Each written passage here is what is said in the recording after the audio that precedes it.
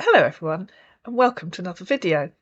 In this video, the channel viewer has come to tell us how she fell victim to a scammer.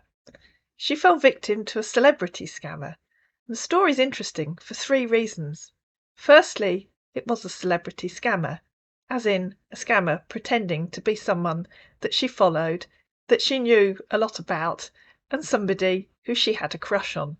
The second reason why her story is interesting is because she says something that I've mentioned on this channel before, but nobody else has ever actually said, which is that she was addicted. And thirdly, her story is interesting because before we recorded this interview, we had a chat, and in that chat, she told me that she felt she was vulnerable. And so that is where the interview starts. When we started recording, I asked her, why did she think she was vulnerable? You said to me last time I spoke to you that you thought you were vulnerable. Any particular reason why? So I was thinking about that, and I think the biggest reason I'm vulnerable to scamming, you're going to love this. I grew up in the church. I grew up in Christian church around here. Right. And the pastors here are very money hungry. Right. And, you know what I'm saying? Give to God, give to God. I want a jet. It's giving to God. I think that made me vulnerable. Because Right. the way this guy was treating me and the way the pastors would treat their flocks over here, I mean, you're right. Now, that's probably the biggest vulnerability I realized. Because I even told him, I go, you're just like the pastors around here. All they want is money. Interesting. They'll con their congregation. So I think that was probably the thing that made me the most vulnerable. Yeah. The second thing is I had a relationship that was online, another relationship that started out real and went online and never materialized after that. So, well, thank you for having me here. I just feel it's important to get this out so more and more people don't get scammed, and those who are being scammed can maybe get out of it before they lose too much money. What happened with me is one of my favorite heavy metal bands. I'd been in contact, Facebook and all that stuff for your favorite bands. And this gentleman, I assume he's a gentleman, he posed as the lead singer of that band, the front man of that band. And he sent me a friend request. I thought nothing of it. I thought, hey, I'll just talk to him. Nothing's going to happen. But I was kind of like skeptical. I'll be honest, I was skeptical the whole way through. There's that I'll say almost 90% of me is like, this is fake. This is not real. This can't be right. But there's that 10%. It's like, but maybe it could be. And I fell victim to that 10%. So he contacted me on Facebook. I accepted the request. He started chatting within a few hours. And I just got hooked having somebody to chat with, somebody to talk to. Because right then I was kind of lonely. I had a relationship that kind of wasn't real per se, because it started out real and then it went online and then he disappeared. And I waited 7 years for this guy to come back. And I finally realized he's not coming. So that made it hard. And that made it right for what this man was doing to me. Well, men, I'm sure it was a group. So they got you at a time when you were feeling low and feeling vulnerable. Exactly. And it just snowballed from there. Are you able to tell us what happened? So what happened? This could be a long story. But what happened from there is about 3 days after he met me, he asked me for $25,000. Right. I laughed at him. I totally laughed. I don't have that kind of money. So, that's about the point the love bombing really started going on. So yeah, about 3 days in, he asked me for $25,000. I laughed. I'm like, there's no way I have that. But that part of me is like, but it still could be real. So I'll be honest, I made up a story about having a rich relative that could get him the money. And I think that's what kept it going. Did he give you a reason why he wanted $25,000? He claimed, and this is laughable because remember, I said he's a front man of a band who, let's just say they're big enough in Europe, they definitely don't need money. Okay? He claimed he needed some cameras and a mixing board. And of course, he claimed it was a $25,000 camera. And I'm like, why would you need that? That didn't make sense. So I blew him off on that basically. And he kind of went away on that one for a while. And they came back. He's like, about 2-3 weeks later, I need $7,000 for fuel for the buses. I'm like, isn't that covered in your tour? Because normally I was understanding when they set a tour, they set all that up and have a general idea going in what everything's going to cost. So I'm like, are you sure? But at that point, he'd kind of gotten to me. So I kind of started to believe him that he needed money, even though obviously the other part of me's like, what, he don't need money. What are you talking about? The guy's got to be a millionaire by now. So I'm saying. So I him and hawed, and I had some other bills I wanted to pay. So I took out a loan, $20,000 loan. I paid most of those bills with that loan, but gave him a small portion. And that's when he got his first money. And from there, it just keeps going and going. The second major lie he told me, well, all major lies, but the second story he came up with was he wanted to cut his contract short and leave the band for the summer. I'm like, okay, the real guy has been dedicated to this band for, we'll say, 2 decades. Okay, yeah, kind of hard to believe that. He's like, well, I just need 125,000. I'm like, I couldn't give you 25,000. What makes you think I give you 125,000? So I tried to ignore him, but more money started flowing his way. At this point, he tried to get me to sell my car the first time. I didn't sell my car. I took out another loan to protect the car. So I paid off the car because I had to pay off the car to pay the first loan. And then he convinced me to, besides gift cards, he convinced me to do cash advance on my credit cards. So I did that. And all the time, he's just telling me he needs money. He's not really telling me why. And then I'm like, okay. Then he did, the next one he did was, the famous, I'm in the airport, I'm coming to see you. Yeah. You know that one. And then, of course, this everybody knows, and this is quite common to anybody who hears this. If you hear this, you are talking to a scammer. There's no question. Absolutely no question it's a scammer. I've been detained. Yep. Or I'm in the hospital. That's another big one. That one's coming. I've been detained. And they took his passports and all kinds of stuff. I'm like, okay. Once again, 90% going, no way, no way. So I tried to brush him off. But that 10% is going, but he got engaged to you a month ago and he loves you. But the ring was only $500 ring. Because I looked it up later. Because I was, like I said, I was skeptical the whole time. That's why I can't believe I still did it. We're getting to that. Why? I know now why. Yeah. But at that point, I didn't realize why. So that happened. The whole, I've been detained, and then he gets free.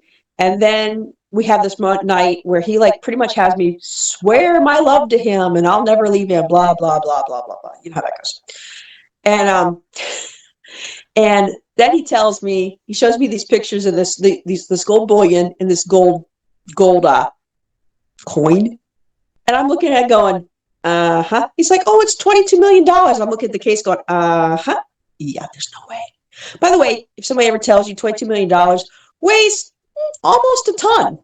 And I'm like, okay. He's like, but I need $1 million to get this home. I'm like, how come these keep going higher? $1 million? And once again, I'm like, I'm telling him, no, this time I'm fighting him. I'm really fighting this time because I'm like, you're full of blank. And so then he got mad. That's when the emotional abuse finally started. That's when he started telling me, that's when he started withholding quote unquote love and time to get his way. Yeah. That's when he would start really abusing me. But by then I was already hooked. Yeah. Even though I didn't have the money because I wanted that, that the emotional high of having somebody there. Then, so I'm like, once again, remember, he's supposed to be, this con man is supposed to be, he's supposed to be a front man of a major European heavy metal band. That's what he's supposed to be.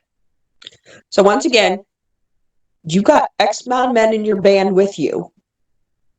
They could help you out if this was real. So, of course, I went into researching things and trying to, I'm like, there's no reason to, what was it he said? You don't have to pay customs on that. You wouldn't have to pay customs to get that in my country. You won't. I looked it up. He'd always get mad when I look stuff up. I'd be like, yeah, that's not how that works. But I think it's sad to say I probably taught that man how to up his game. That was the big ask. And then we had a lot of fights after that because I couldn't come up with the money. And I tried to get loans. I actually would go to the bank. Part of me's going, I need the loan. Part of me's going, please, please, please don't give me the loan. Please don't give me the loan. My credit score's shot. I know it's shot. Don't do it. I'm so far in debt because of that loan I took out for me and that other loan for my car and then the credit cards. I'm like, I'm sunk. I gave him access to this email account. Like he could log in and access this email account. And I forgot it was tied to my Amazon because I thought it was a blank account because I always keep a blank account now just for weird stuff. Yeah. And I had a package coming. And that's how he got my address. I'm like, oh. And he told me that. I'm like, oh no, that's not good. So he knew where I lived. He's known where I lived almost the whole time because of that. And then in August, he convinced me because he was so mad at me to give him my bank account information on one of my bank accounts, like everything. And that's when he tried to start laundering money through my bank account at that point. And I stopped. Some money got through, but the really big stuff, I'm like, he sent a check in December, $8,000 check. I go, no. I took the check outside and torched it. Yeah. Burned it. Like, there's no way I'm doing that. Yeah. By now I know what you are. I should have blocked him in October. Yeah. But I didn't. So yeah, that's when July is when the manipulation really got bad, and that's when I started to hate him, but yet I needed him. But yet I needed him. Yeah. And that's we talked about the drug addiction, feeling like I'm addicted, like I'm on heroin. Because if I didn't get contact with him, I would just be depressed and want to sleep and couldn't do anything, and it would hurt. Yes. Emotionally. And that's when he started really getting money from me. That's when he started getting out my own bank account. I'd give him money. But also, it's also the beginning and the end for that too, because I started to get wiser. And even though I'm addicted, I'm like, I can't do this. I can't do this. Yeah. The last major lie I remember was he said he was 45 minutes away from me. That's what he claimed. He claimed he had some of that gold bullion. And he claimed he'd exchanged it. He was telling me he had to pay some type of taxes. And he exchanged it. And then he claims he got shot. And this is another key, everybody. This is the part where he has to go to the hospital. He claimed he got shot, was in the hospital. Well, not the hospital as we know it. He's like, oh, I got shot. He had one of his other guys try to get me to send money and send something signed. Never send anything signed. Never, never, never, never. Don't let them have your signature ever, because then they can use that against you later. And I talked to a friend. By now, I've been talking to friends all along. And they're like, don't you do that. You need to block that person. You need him out of your life. I thank God for my friends that helped, even though they were beating their heads on the wall because I wouldn't stop. Yeah. He told me that he'd been shot and that, okay, healthcare is bad in my country, but you still don't have to pay until after you get out of the hospital. It takes a month before you have to pay anything. Yeah. He's like, I need it now. I'm like, no, you don't. I spent a good 20, 30 minutes arguing with that person. And I'm like, no, you're not. So that was really when it really started to go bad for him. And I'm like, no. And then he had me he claimed he was in a small town at a hotel in my area. So I'm like, you know what? I'm pretty sure I'm being catfished by now. I went to that hotel. And guess who wasn't there? I talked to the girl at the desk, and she's like, yeah, she knew everybody because it's a small town, small hotel that has hardly anybody guests they don't know. Pretty much really went downhill, stopped really contacting.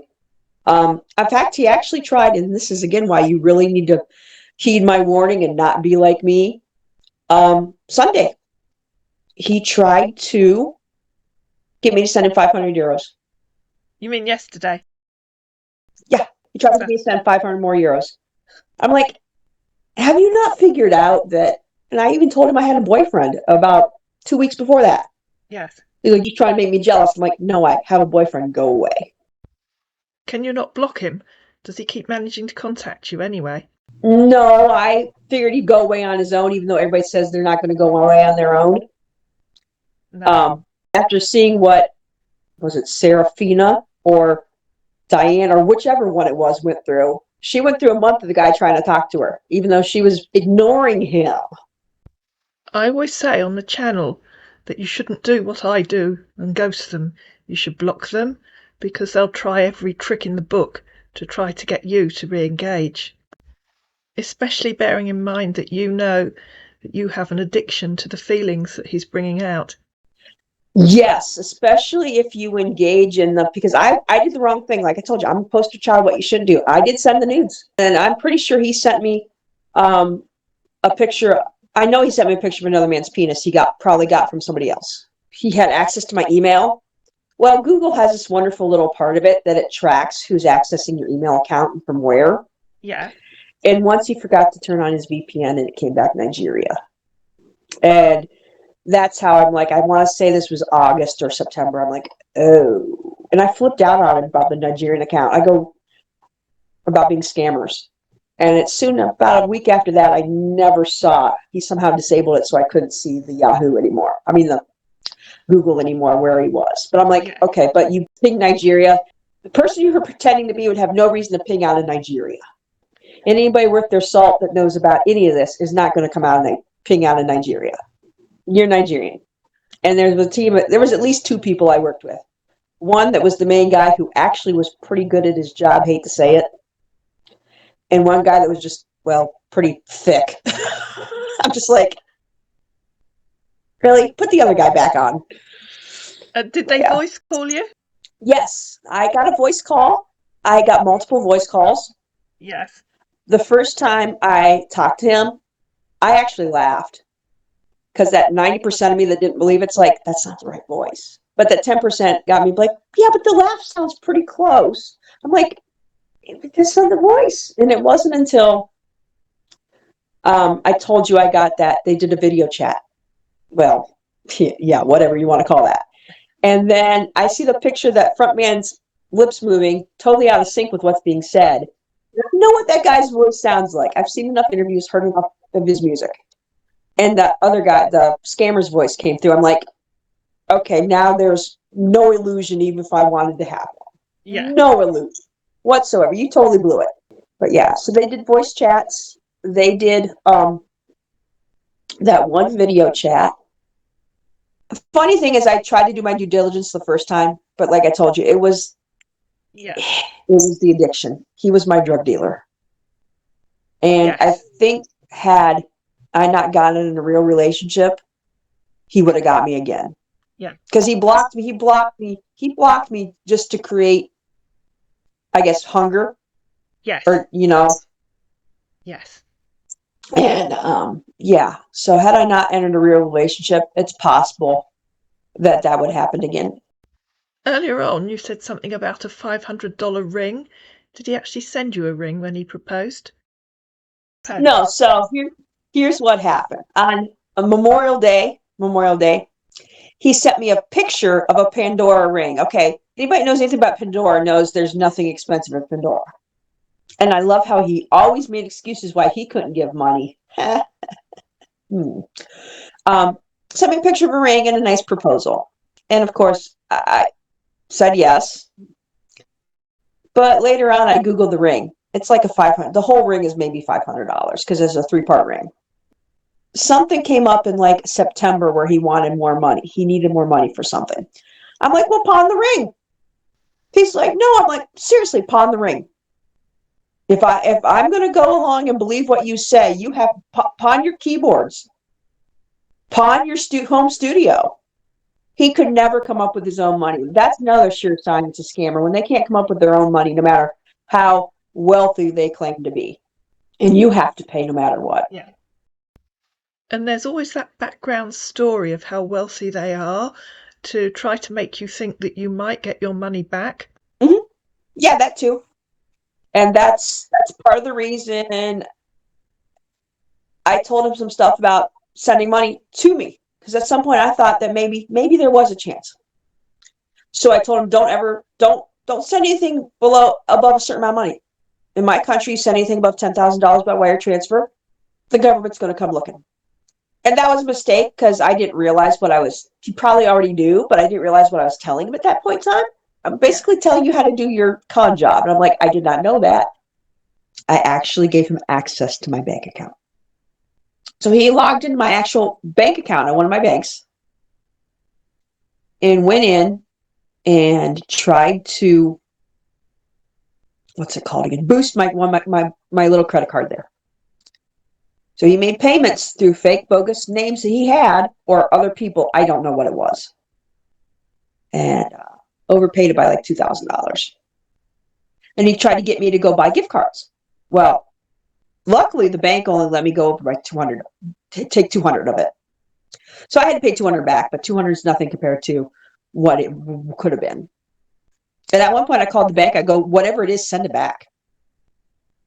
Send it back. He's like, you told what? I'm like, I told them to send it back to wherever it came from. Yeah, it turns out it was all 4 credit cards. It was fake accounts that he used. He tried to boost the cards. Yeah.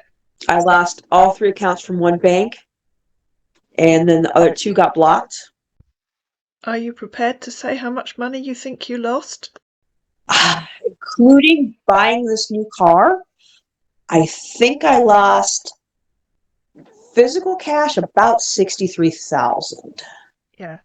With the car, it's over $80,000. So he got me to sell my car, and he wanted me to sell my car and not have another car. The dealer's like, how are you getting out? How are you getting home? They're like, no. I go, we won't. They wouldn't buy my car unless I either bought a car. I had to buy a car because they weren't going to let me leave without a car. And thank God that they were paying attention because I wouldn't have a car right now. And presumably you still have to get to work. Yep. I still had to get to work. Well, he told me to quit my job. I'm like, why? I mean, they tried to ruin you and take every dime. Yeah. And leave you destitute. You know, it's all debt. Except for $12,000 of it is real money, either selling my car and stuff I gave him out of my bank account. The rest is all money I owe creditors. Yes. Whenever he'd want a gift card, I'd be sure to get my cut too. So I'd go buy $100 worth of stuff because I'd worked at one point as a cashier. Yeah. So I knew what people were expecting to see. I will say one thing, this country is making effort to stop gift card scams like this. Yeah. They are making the effort. The only problem is if the person's determined, you just ignore it. The ones on the registers I could ignore, but the funny thing is the one on the Bitcoin machine, every time I read it, I stopped and wouldn't do it. Like, I'm not doing that. I can't do that. So he was asking you to send money by Bitcoin as well? Oh, most of it went through Bitcoin. If it didn't go through gift cards, it went through Bitcoin. So I'll be honest, I used Cash App and a little bit of PayPal. And those might be great services, but I'll tell you what, it's full of scammers. Scammers use it a lot. Yeah. And their victims end up using it. Yeah. I think I only used it legitimately one time for to send my brother money. He did try to coach me with, what's that other one? It was one of those online Bitcoins. I can't remember it all of a sudden. Wow. Coinbase? He did try to get me to do that, but the way it was set up, it just didn't work for me. Yeah. Which is probably just security set up to keep people from getting scammed. Yeah. Because what the scammers will do, and I think there is the story on the channel somewhere of a victim who did it, they try to get you to set up an account at Coinbase and verify it. Legitimate cryptocurrency trading websites ask you to verify your account, which is something, of course, that the scammers can't do. So they get the victim to do it, and then they have access to a verified account. Then, of course, they change the password and log you out. But they still have access to an account that's in your name. Yeah, he did that. He did exactly that. Except for me, it wouldn't work right. It would take 7 days to clear. So he got sick of waiting. Right. So I'm like, I'm not doing this. Yeah. And plus, I made sure to remove all my bank accounts and stuff before I gave him access. Which, like, again, I'm like, I do feel like an idiot because I knew that 90% of me knew Yes. because I kept throwing hurdles at him, but yet I didn't want to lose him. Because the addiction side was running your interaction with him. Exactly. I just, like, he went through a lot because I'd be like, no. I even called him a scammer multiple times. Yes. I literally would talk about, oh, that's a red flag for a scammer. And he'd come up with some answer. I'm like, oh, yeah. And in hindsight, and even at that point, all the red flags. And he'd get mad when I'd call him he'd get mad when I called him a scammer. Yes. But I was so addicted, I needed my high, and, well, you were my drug dealer. That Yes. guy was my drug dealer. Yeah.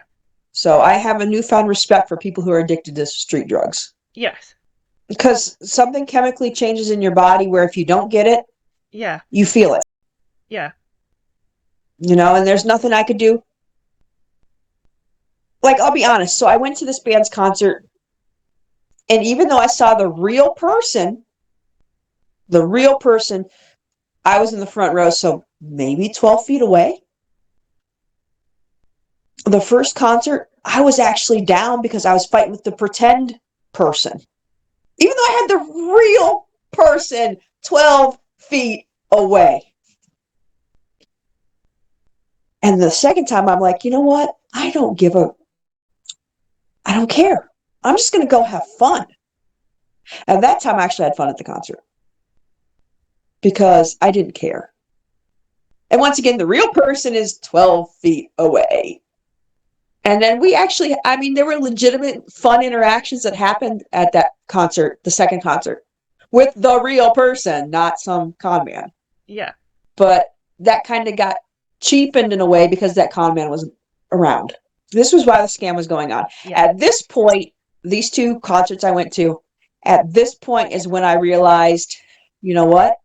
You are scamming me. Yeah. This is wrong. And I've had it. He did get a little more money, but compared to what he got before, he got very little. And then the whole thing with he was shot. And he claimed that he was still in my country. When I know for a fact the real guy and his band were back in Europe. I'm like, and you're saying you're in my country? Mm-hmm. Sure. You've been shot. Okay. If that had really happened, it would have made the newspapers. Oh, exactly. And that was the funny thing. Not funny at all. The other con man, the other member of the team, told me to not tell the papers. I'm like, so we looked at, and my brother and I eventually looked, and there'd been no robberies with shootings that we're aware of. How long did this go on for? It started April 24th or something like that. And the last time he said anything was Saturday. But he's like, oh, I need 500 euros. I'm like, oh, I didn't see that. I'll just ignore you. Yeah, because that's probably one of the saddest things I've learned in this whole trip is how many people are like, what, you didn't see that coming? What, you fell for that? I'm like, you don't understand. No. That's not a way to treat somebody who's been through that. Yeah. Second of all, just because you saw it doesn't mean there's not a scam out there with your name on it that you won't see. Yes. And I think the addiction part is a very powerful thing. Although I've said it before on the channel, I don't think I've ever had a victim before that said it for me. It is an addiction. I compare it to heroin. It's such a powerful drug as far as your need for it. Yes. That you have to actually be medically detoxed properly or you could really get hurt. I compare it to that because it physically hurts. It hurt me physically so much. I would go into depression. I actually at one point hated him. Yes. Like, didn't want to hear from him ever again. I hate you. Because of the manipulation. Yes. Because I knew I was being manipulated. There's a few times I'd see something written down, like, he's gaslighting me. But at the same time, I want that in my life. I want that feeling. I want that high. I want that. Yes. I don't particularly want you. That's the endorphins it's setting off in your brain. So, Yeah. yeah, there are times I just hated the man. I want it to be over. I want it to be over. Yeah. But then when I thought it was over, he'd come back and I'd be so relieved. I'd be so happy again. Yeah. But I hated him. Yeah. And of course, they're very clever at building you up, knocking you down, building you up again, knocking you down. The manipulation with these people is so amazing. It's like I've heard said, it's like they read psychology textbooks. The psychology behind it, especially in my case, the lead scammer. I'm definitely not his first victim. No. I'm definitely not. It's not like my experience is nothing like the girls talk to. I mean, he might have had some bad English, but the way he was able to manipulate, I feel like you're talking to cafe boys most of the time. Definitely, yes. And I'm talking to the guy sitting in his $1 million mansion just making some money. Yes. Presumably his English was pretty good, was it? His English was quite good. I had trouble guessing his accent. Yes. He'd even speak in the language, a few words in the language of the band's native tongue. Right. With pretty good, sounded pretty decent. Better than I do speaking that language. Yes. Until I put some of the stuff he'd type, they use Google Translate somehow, some translation program of some kind, I'm sure. Yes. Until like in October when all that started happening, his mate sent a message in that language. And I put it through Google Translate. I'm like, that don't make sense. A native speaker wouldn't make that. A native speaker would not make that mistake. Yeah. Like sometimes I don't speak the best written English because I was always more into talking anyway. Yes. But there's certain mistakes as native English speakers you and I aren't going to make. Yeah. Certain grammatical errors we are just not going to do. Yes. And I'm like, yeah, you're full of it. There's no way you speak that as a native language. Yes. So he spoke really good English, and I did not recognize the accent till I started watching some social catfish videos. Yeah. And I'm like, yep, definitely Western African accent. Yes. Yeah. And if I hadn't known he was from Nigeria, I probably would have guessed Nigeria or Ghana once I started hearing those other people talk. Yes. But his accent was very slight, but it was there. And there's no reason why you would have recognised the accent if it's not one you'd come across before. Correct. I guess the biggest thing I would say is trust your instincts. Trust your gut. Yes. I hate to tell people, but ignore that 10% of you because it's probably lying to you and going to get you in trouble. Yeah. Because if 90% of you, if your logical part of you and your brain's saying this is probably a scam, this isn't right, listen to it. I know it's hard. I know once you get to a certain point, it's almost impossible to get out once you get to a certain point until you get so far in debt you're forced out. Yes. Or somebody stops it for you.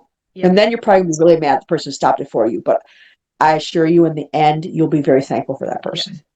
And did he try to stop you telling people about your relationship? Oh, yeah, he did probably right away. And he kind of told me, basically made me swear loyalty to him in a way. Yeah.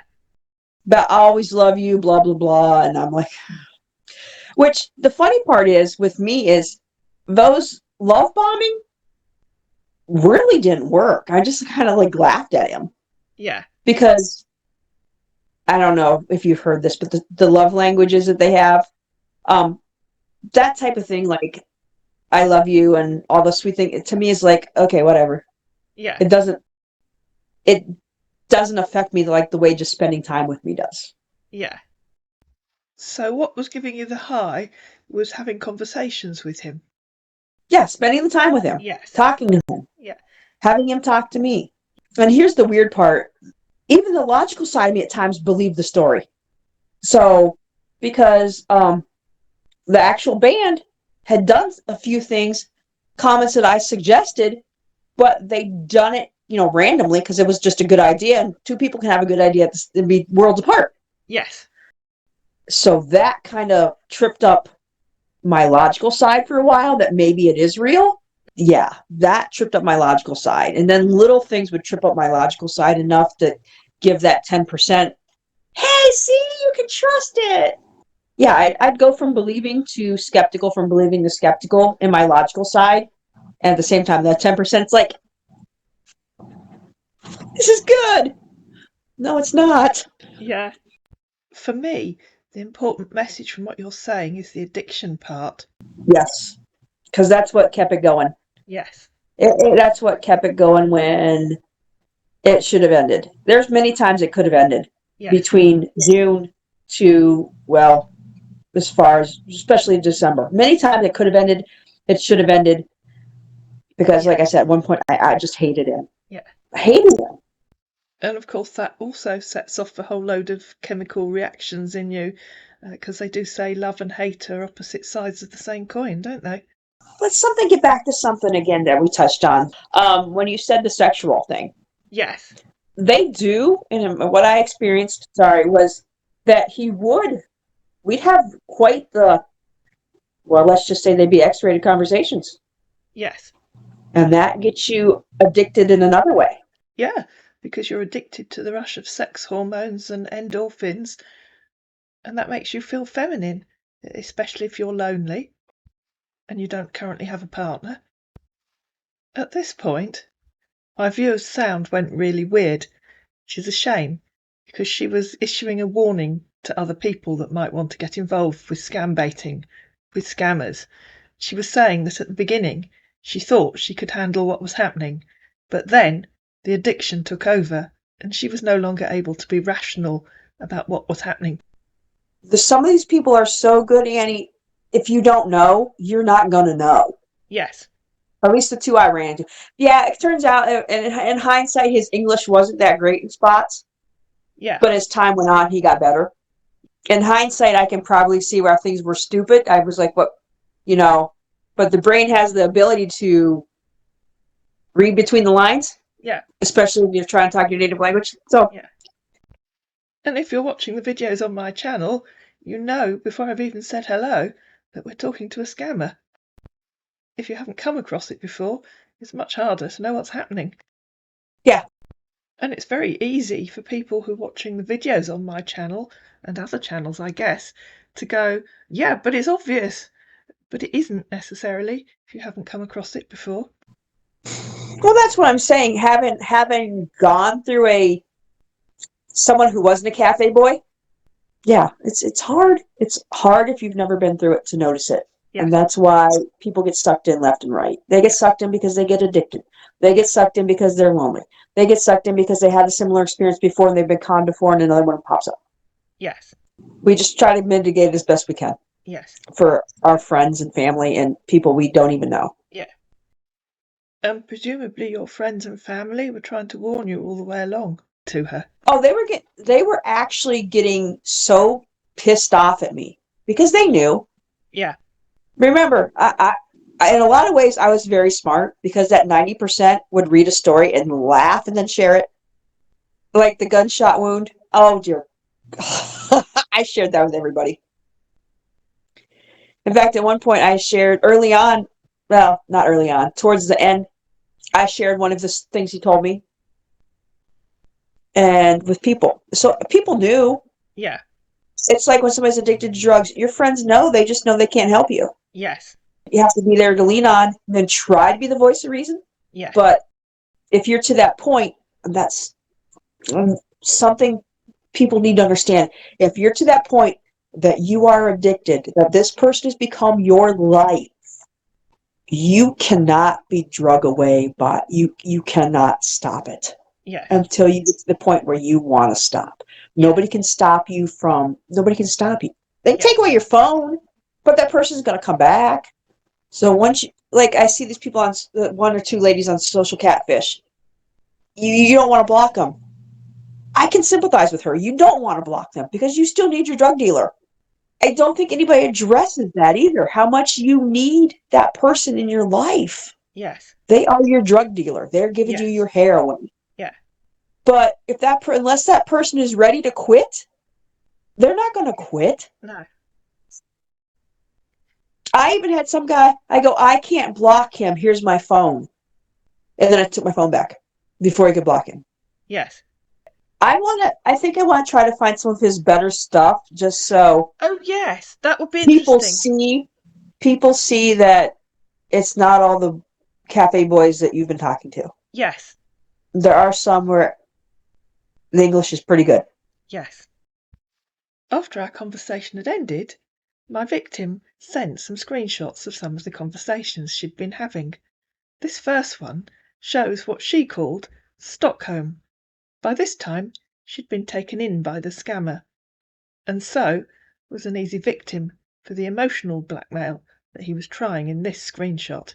"I'm home," she said. "My new makeup came in." "I have something in my chest right now, baby," he said, "to say to you." "Okay. Things are not really fine with me, babe. Can you loan me $25,000? I have to use it to get some equipments ready." "No," she said, "I didn't have it. Sorry." "You do, baby. Come on. I know you can help me with it." "Sorry, I don't have that kind of money," said my victim. "You're my baby, right?" he asked, "and you'll do anything to put a smile on my face." In this screenshot, the scammer said 2 of those love poems that they find online. Of course, if you don't know that you can find them online, you might think the person you're talking to was being very romantic, which is what my viewer thought. This is another of those quotes found online, which again you wouldn't spot unless you know that you can find them online. "I asked God to send me the best girlfriend in the world, but he sent me a wonderful woman who's become my true friend, a passionate lover, a caring partner, and the one without whom I cannot live." My viewer was taken in. "Thank you," she said. "What made you want to take a chance on a random woman, me, anyway? I could have been a scary person." "I don't know, sweetie," he said. "My heart is my guide, and it has never led me wrong. My heart led me to you, sweetheart." And at the start of the scam, there was this, which you'll recognise if you've watched many of the videos on my channel. "What are your hobbies?" the scammer asked, and then, in reply, gave one of those standard lists for his own hobbies, a list that we've seen many times on this channel. "Hobbies," he said, "are watching TV, listening to music, sport, swimming, travelling, going for walks, dancing and singing." And then, remembering who he was meant to be, he added touring. "I'd love to sing for you some day. Hope you don't mind dancing while I sing." I'd like to thank my viewer for coming to tell us her story. An important story, I think, because I think it helps us understand why people fall victim to these scammers. It's very easy for people in the comments on the videos to believe that somehow it's the fault of the victim and to comment that it would never happen to them. But I think this lady has given us an insight into how it can and does happen if you're vulnerable for any reason. I hope you enjoyed this video. If you did, please like it. Please share it with anyone that you feel might be falling victim to a scammer. Please comment down below. Please subscribe to my channel, and I'll see you again in another video.